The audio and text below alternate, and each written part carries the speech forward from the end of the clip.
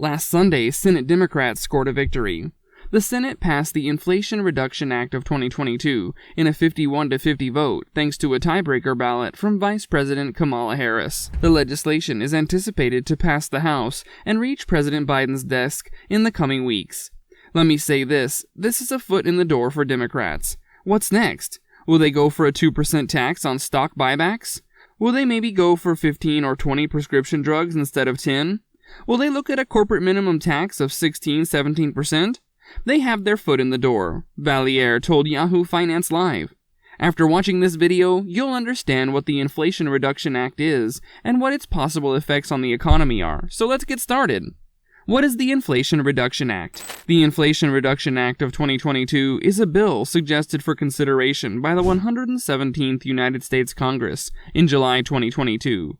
With the goal of lessening inflation by minimizing the deficit, bringing down prescription drug prices, and making investments in domestic energy production while endorsing clean energy alternatives. Senators Chuck Schumer and Joe Manchin have introduced a budget reconciliation measure. The measure was the outcome of talks on the planned Build Back Better Act, which had been cut and extensively modified following opposition from Manchin. It was proposed as an amendment to the Build Back Better Act, with the legislative wording replaced. According to Schumer and Manchin's proposal, the package should produce $739 billion and allow $370 billion to be spent on energy and climate change, $300 billion in deficit reduction, prescription drug reform to cut costs, and tax reform. Following discussions with Senator Kyrsten Sinema, several amendments were made to the tax measures. If passed, the plan would mark the greatest investment in climate change mitigation in U.S. history. The plan, according to numerous independent estimates reported by the New York Times, would move the United States much closer to meeting the target of halving U.S. net greenhouse gas emissions by 2030. There's a heated argument over the origins of today's inflation, but regardless of which side one chooses, the bill symbolizes progress. There's more than $300 billion in deficit reduction for those concerned about excessive demand. On the supply side, the measure would direct $369 billion toward energy security and decarbonization programs.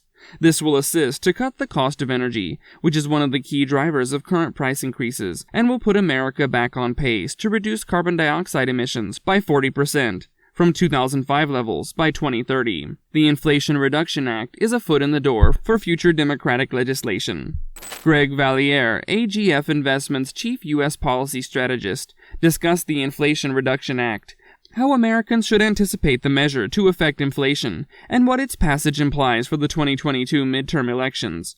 While the Inflation Reduction Act imposes a 1% excise tax on stock buybacks, a $2,000 limit on out-of-pocket prescription medication expenditures, and a 15% corporate minimum tax, Valliere sees the measure as a first step toward more generous legislation that Democrats will offer. Democrats have a long way to go in order to maintain their party agenda. According to the Democratic National Committee, Democrats actively support pressing for universal health care through a public opinion, minimizing Wall Street's corporate excesses, and defending consumer rights.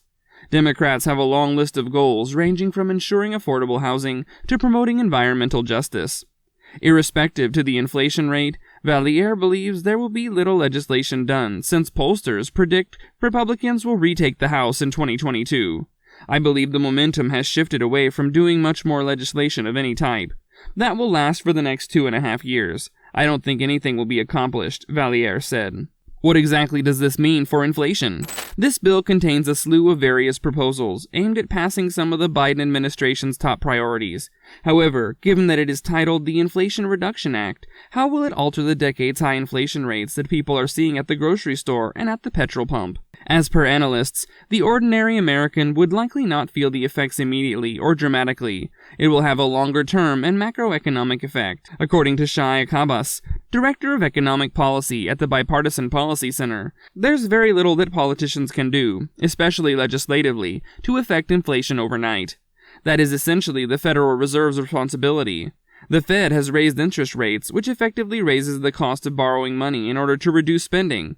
But whatever choice the Fed makes on fiscal policy will also take time to influence the system as a whole.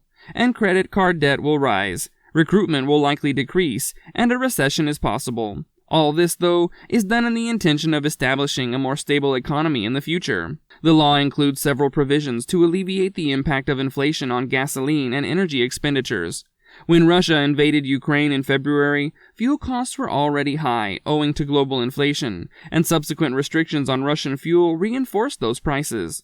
Although the price of a gallon of gas has fallen in part because of federal actions, such as the release of oil from the Strategic Petroleum Reserve, the bill includes provisions to boost available supply by opening up pathways for drilling and expediting pipeline construction, reducing cost for the average consumer. Furthermore, the plan will enable Medicare to bargain lower prescription drug prices for certain particular expensive prescriptions, as well as limit out-of-pocket prescription payments for Medicare recipients to $2,000 per year. Consumers will benefit from this unique step. According to NPR, another policy mandates pharmaceutical firms to pay a rebate to Medicare if they raise prescription costs quicker than inflation, thus discouraging corporations from raising prices repeatedly.